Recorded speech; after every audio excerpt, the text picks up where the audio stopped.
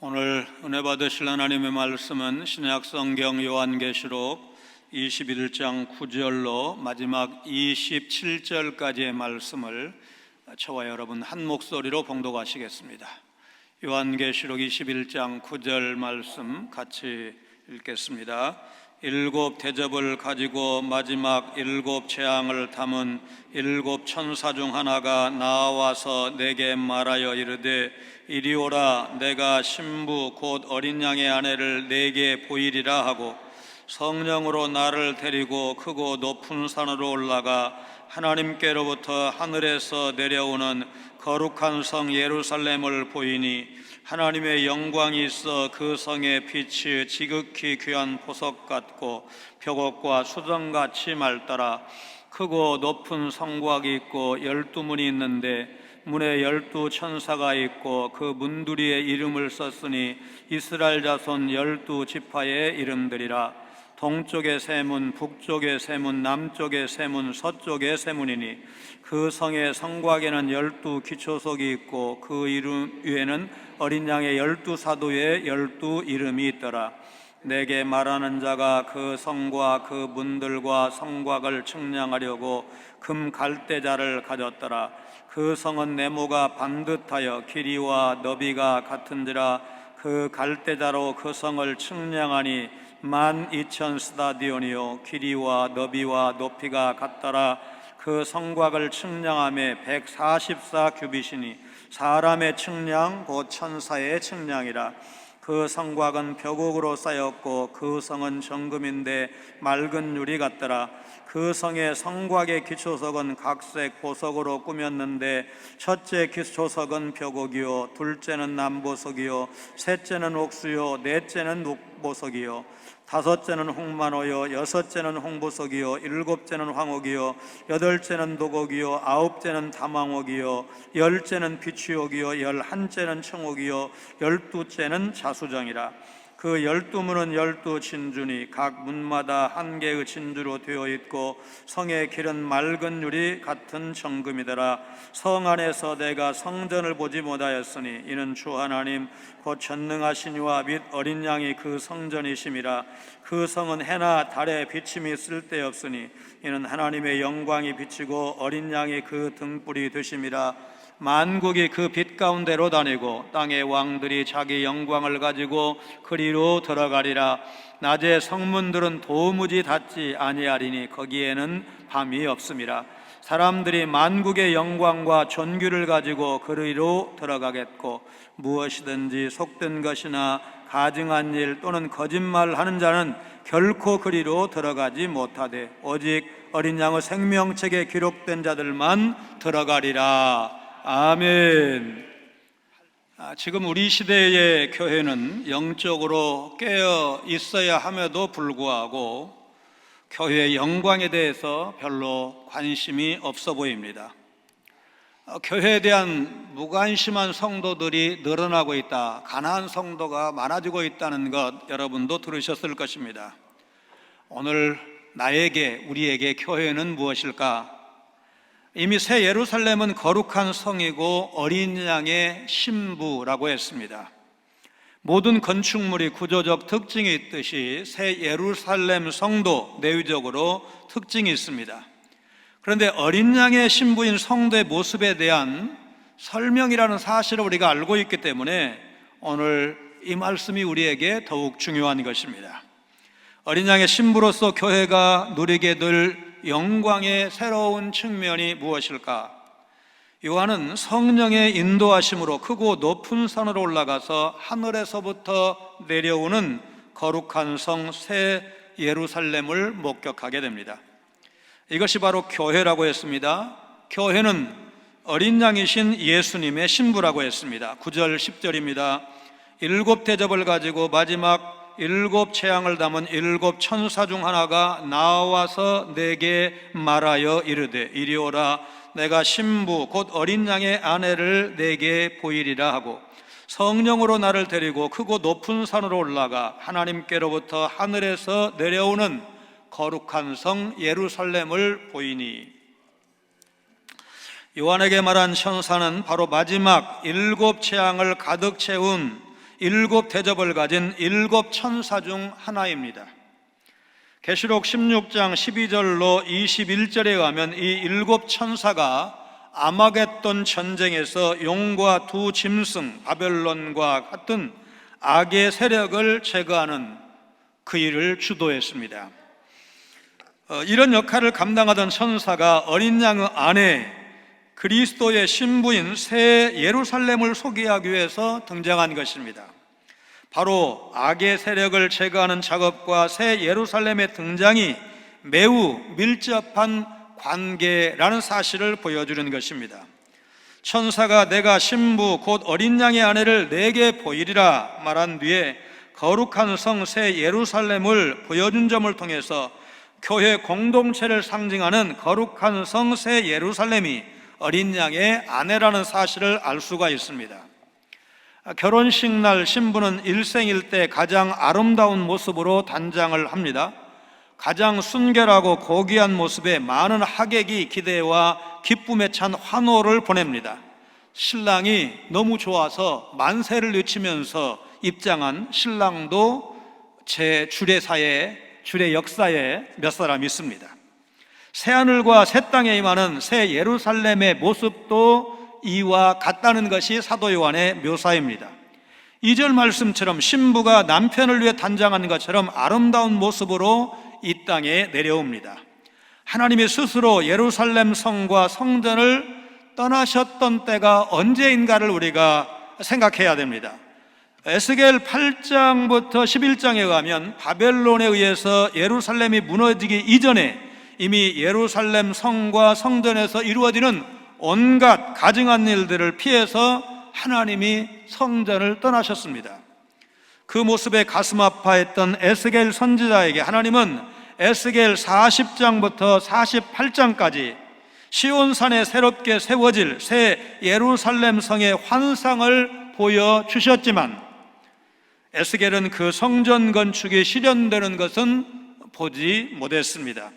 그런데 하나님은 자신이 하신 약속을 결코 잊지 않으셨습니다. 마침내 새 땅의 크고 높은 산 위로 거룩한 성 예루살렘을 내려 보내십니다. 얼마나 기다렸던 순간입니까? 요한의 눈에는 그 모습 하나하나가 벅찬 감격이고 경이로움 그 자체였을 것입니다. 그렇다면 다음에 소개될 내용은 소위 내가 본 천국 유의 그런 천국이 아니라 그리스도의 신부 곧 교회 공동체가 종말에 어떤 축복을 경험할 것인가를 묘사하는 것이라고 할 것입니다. 곧 요한계시록 21장은 교회론적 관점에서 이해해야 바르게 깨달을 수가 있습니다. 낡고 흠이 있는 오래된 바이올린이 있었습니다. 그것이 경매에 붙여졌습니다. 경매사는 이런 하찮은 물건으로 시간 낭비할 필요 없다고 생각을 하고 아무렇게나 집어들고 외쳤습니다. 자, 여러분 누구든지 이 헌 바이올린을 입찰하실 분 말씀하십시오. 사람들이 가격을 부르기 시작합니다. 1달러요, 2달러요, 2달러 좋습니다. 그런데 그때 뒤에서 백발이 성성한 노인이 앞으로 나와서 그 바이올린에 화를 쳐들었습니다. 그리고는 바이올린의 먼지를 툭툭 털어내고 느슨한 화를 조이고 연주를 시작합니다.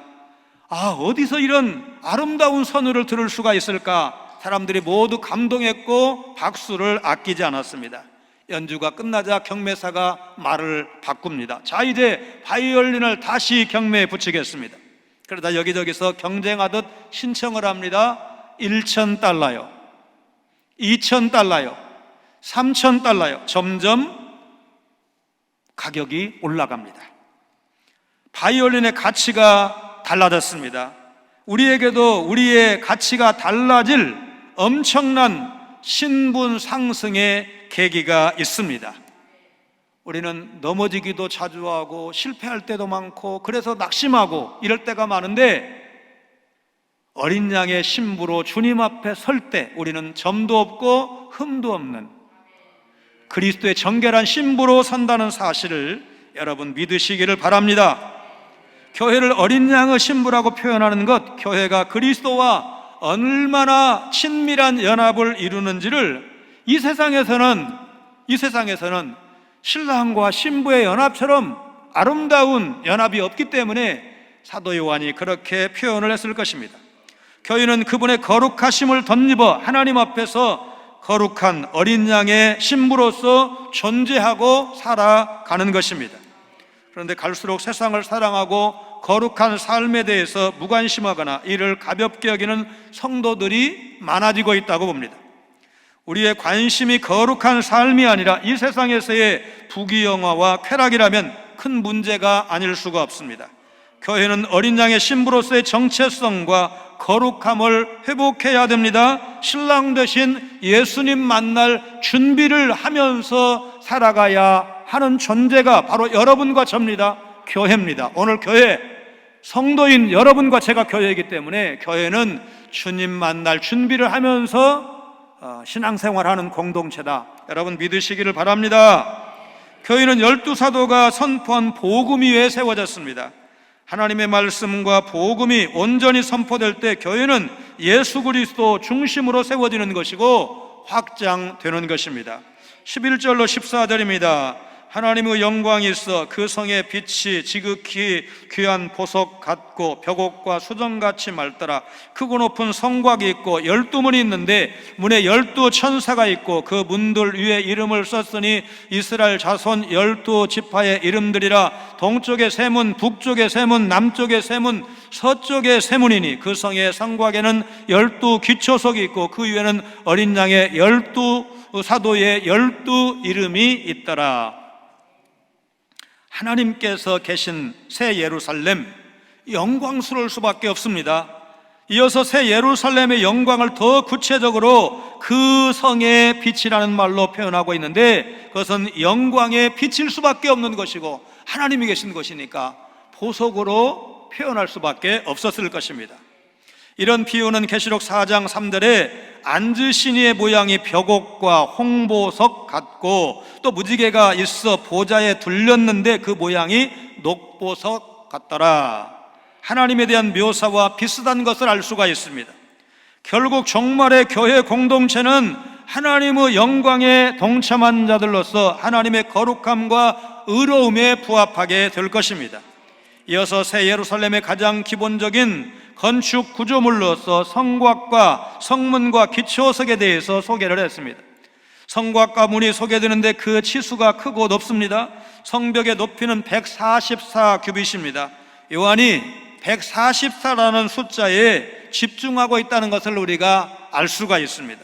144는 12 곱하기 12 그래야 나올 수 있는 숫자인데 약속으로서의 구약교회와 성취로서의 신약교회가 하나가 되어서 하나님의 백성, 완성된 하나님 나라 백성을 보여주고 있습니다. 더불어 성벽이 크고 높다는 표현을 통해서 완전하고 완성된 것이며 완전히 안전하고 장엄한 그 도시 새 예루살렘의 특징을 보여주고 있습니다. 12문은 영광스럽고 놀라운 하나님과의 완전한 교대로 들어갈 교회가 풍성하다. 여러분 문이 좁으면 들어가는데 기다려야 되죠. 문이 많으면 들어가는데 아무런 지장이 없죠. 12문이면 바로 누구나 들어갈 수 있다는 의미입니다. 12문이 항상 열려 있다는 25절의 묘사가 바로 이 사실을 더욱더 드러내고 있습니다.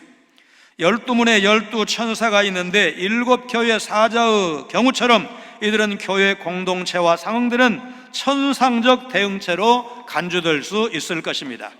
그 다음 14절에서는 12기초석을 소개하고 있습니다.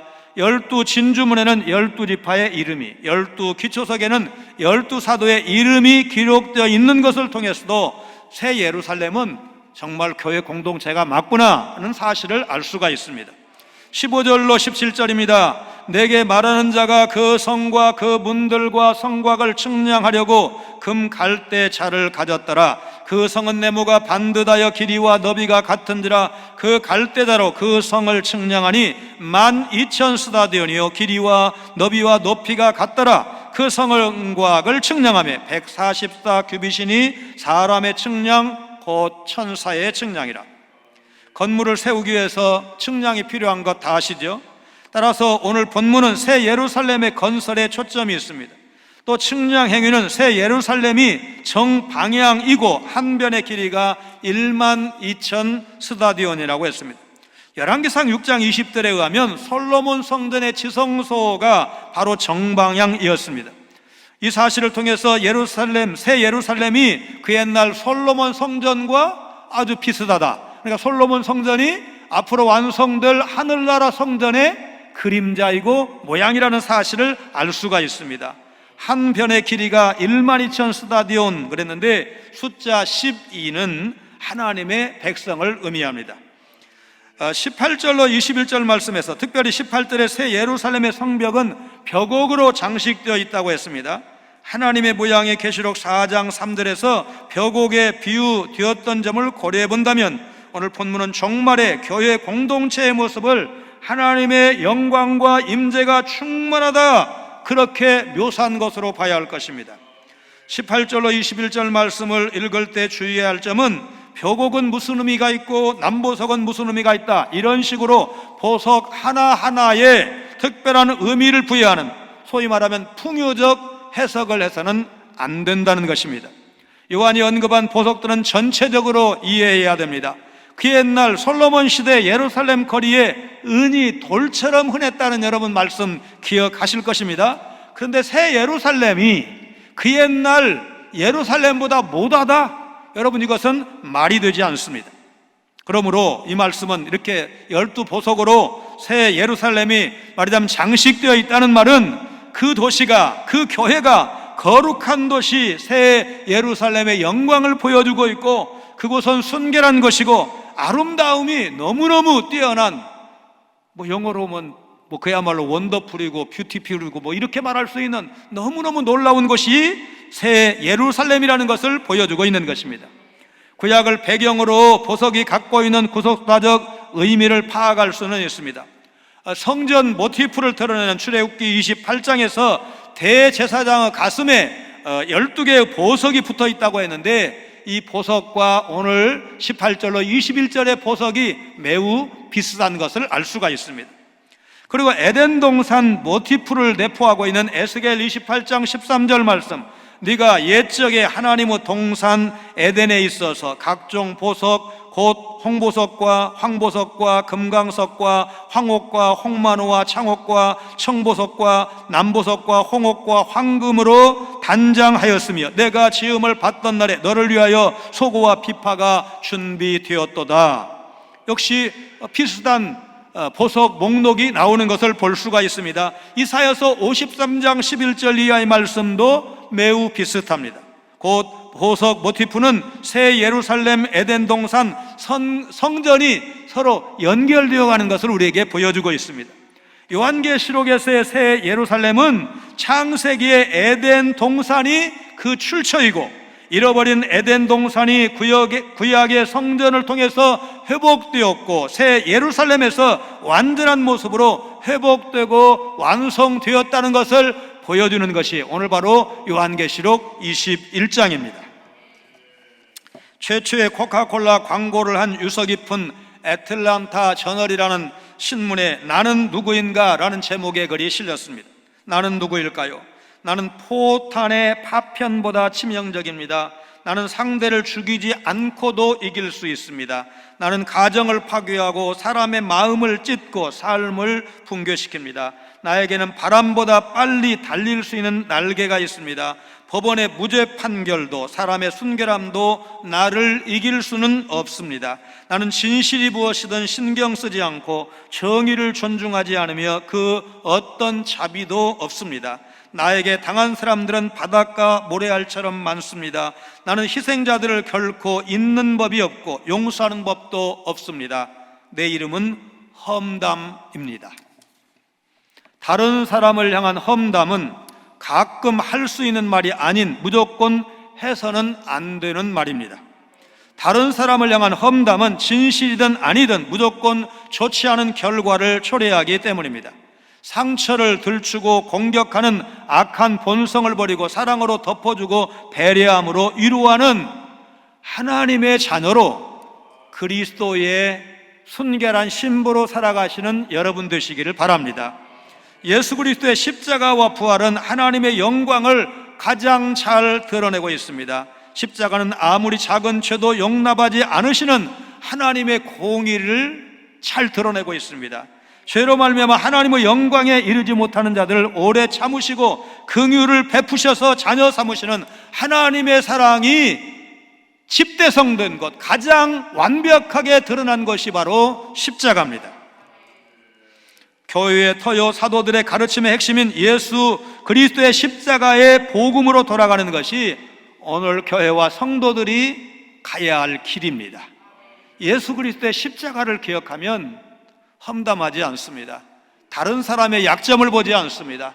내 연약함을 봅니다. 주 앞에 은총을 간구할 수밖에 없습니다. 하나님, 내가 괜찮은 사람인 줄 알았습니다. 장성한 믿음의 사람인 줄 알았습니다. 그런데 이렇게 쉽게 넘어집니다. 이렇게 연약합니다. 주여 나를 도와주소서. 내 연약함을 주님이 긍휼히 여겨주시고 내 손잡고 내 발걸음 인도하여 주옵소서. 그런 기도가 저절로 나올 수밖에 없는 것입니다. 새 예루살렘 성 안에는 성전이 없다고 했습니다. 하나님과 예수 그리스도께서 친히 성전이 되어 주시기 때문입니다. 복음서에서 예수님은 자신을 가리켜서 성전이라고 말씀하셨습니다. 그 성전은 사람의 손으로 지은 것이 아니라 십자가와 부활로 말미암아 성령님의 주권적인 역사로 탄생한 것입니다. 22절로 27절입니다. 성 안에서 내가 성전을 보지 못하였으니 이는 주 하나님 곧 전능하신 이와 및 어린 양이 그 성전이심이라. 그 성은 해나 달의 비침이 쓸데없으니 이는 하나님의 영광이 비치고 어린 양이 그 등불이 되심이라. 만국이 그 빛 가운데로 다니고 땅의 왕들이 자기 영광을 가지고 그리로 들어가리라. 낮에 성문들을 도무지 닫지 아니하리니 거기에는 밤이 없음이라. 사람들이 만국의 영광과 존귀를 가지고 그리로 들어가겠고 무엇이든지 속된 것이나 가증한 일 또는 거짓말하는 자는 결코 그리로 들어가지 못하되 오직 어린 양의 생명책에 기록된 자들만 들어가리라. 하늘에는 하나님과 그리스도가 성전이 되십니다. 그런데 유대인들이 기대하던 건물로서 성전이 없는데 요한은 유대인에게 큰 충격을 줄 것을 알면서도 굳이 성전이 없다는 말, 하나님과 그리스도가 친히 성전이 되신다는 말을 요한계시록에 기록을 했습니다.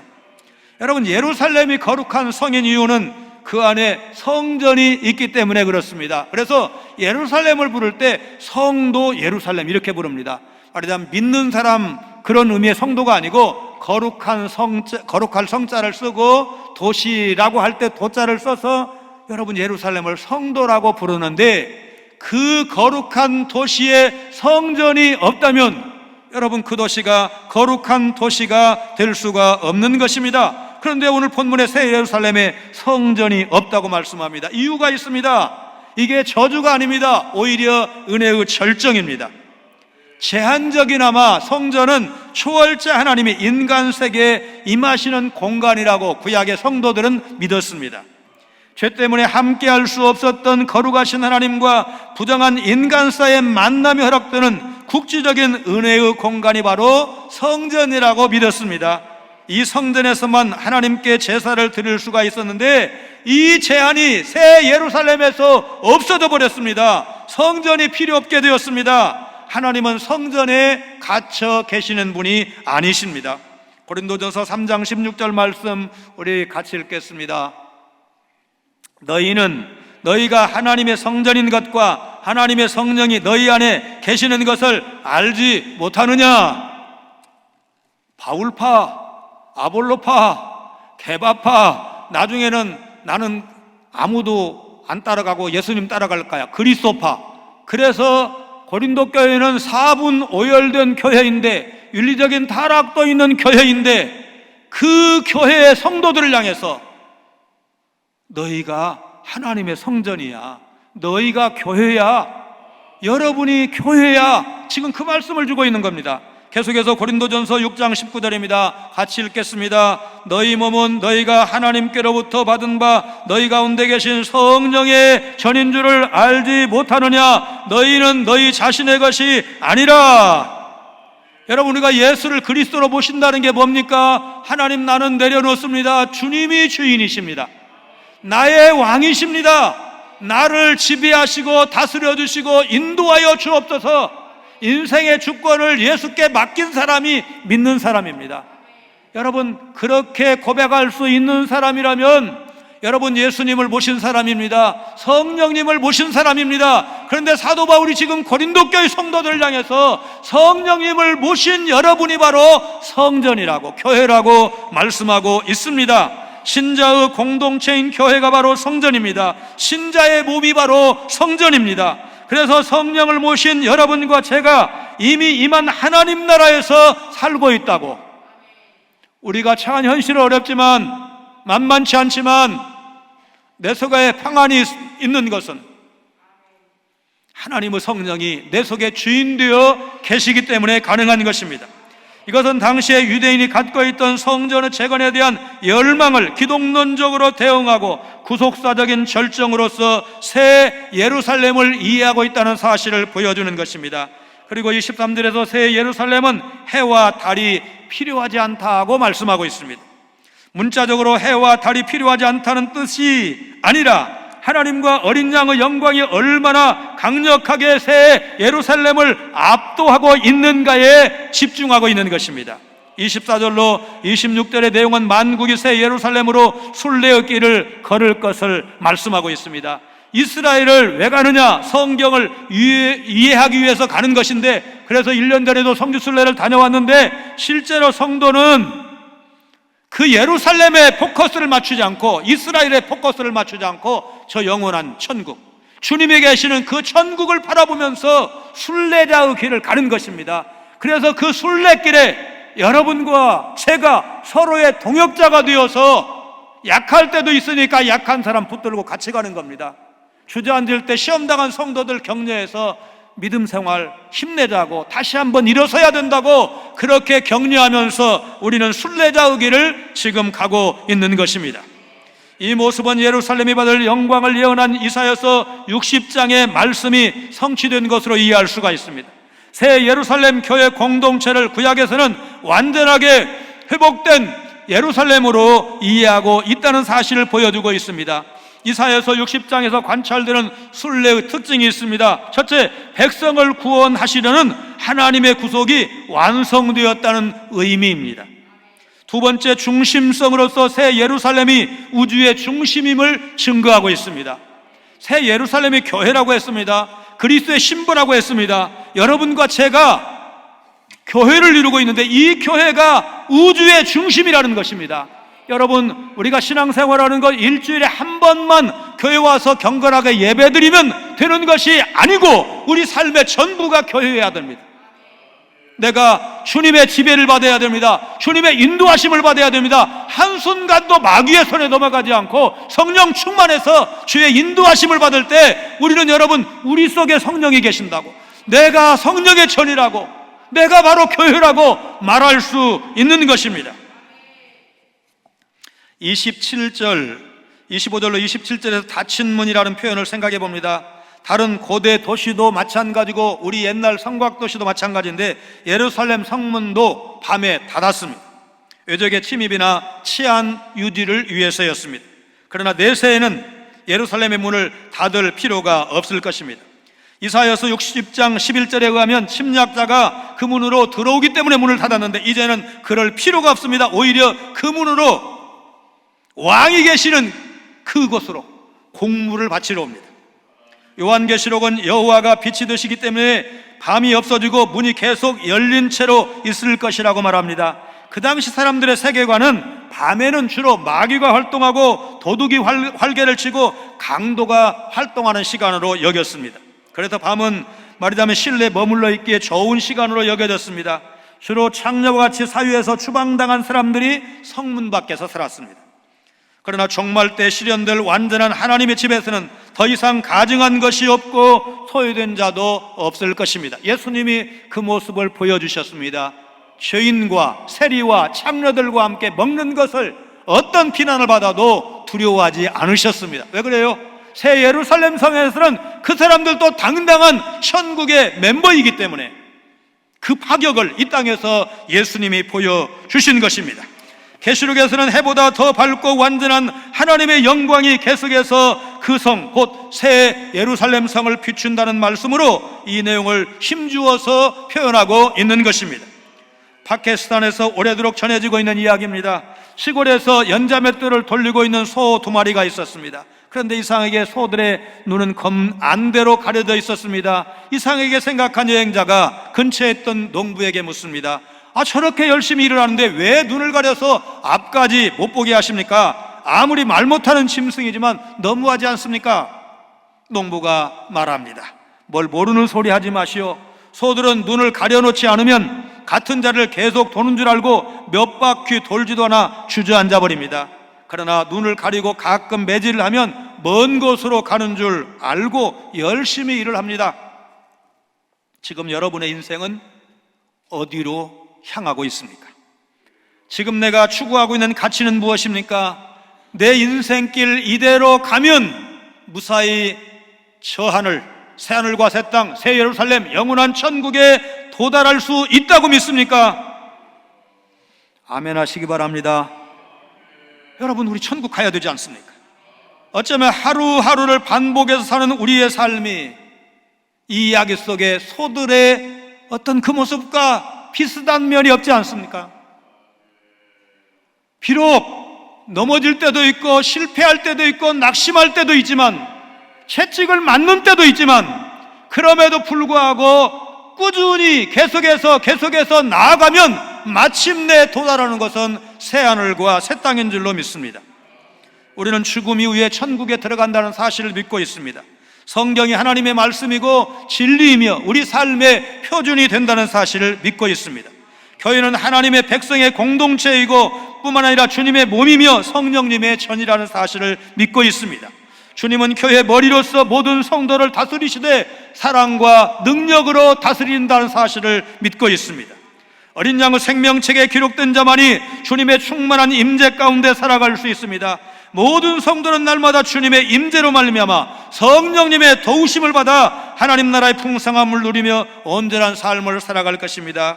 주님의 임재와 하나님의 영광이 교회 가운데 충만합니다. 어린 양 예수님의 거룩한 신부로서 하나님의 영광을 보면서 주님의 임재 가운데 사는 우리가 바로 영광스러운 교회라는 사실을 믿으시기를 바랍니다. 하나님은 새 예루살렘 성을 예비해 놓으셨습니다. 그 성은 어린 양의 신부가 어떤 모습을 지녀야 하는지 정말 그 놀라운 모습을 우리에게 보여주었습니다. 그리스도 안에 있을 때 이 땅에서도 어린 양의 신부로서 합당한 삶을 살 수가 있는 것입니다. 우리의 이름을 생명책에 기록하시고 연약하고 부족한 우리를 존귀한 그리스도의 신부로 영접하실 주님을 생각하면서 그 사랑, 그 은혜에 감사하며 찬양하시는 여러분의 삶이 되시기를 바랍니다.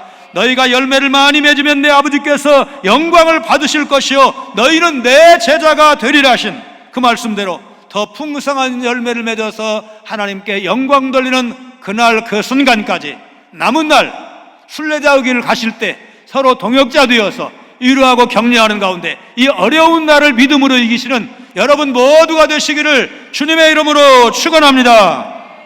거룩하신 하나님, 이 땅에서 거짓과 유선과 모함을 경험하며 살기에 진실하신 하나님이 다스리시는 그 나라를 더욱 사모하게 됨을 고백합니다. 이 세상에서 너무나 쉽게 분노하고 미움을 경험하기에 그런 미움이 없는 사랑의 나라를 바라보며 살아가게 하심을 감사를 드립니다.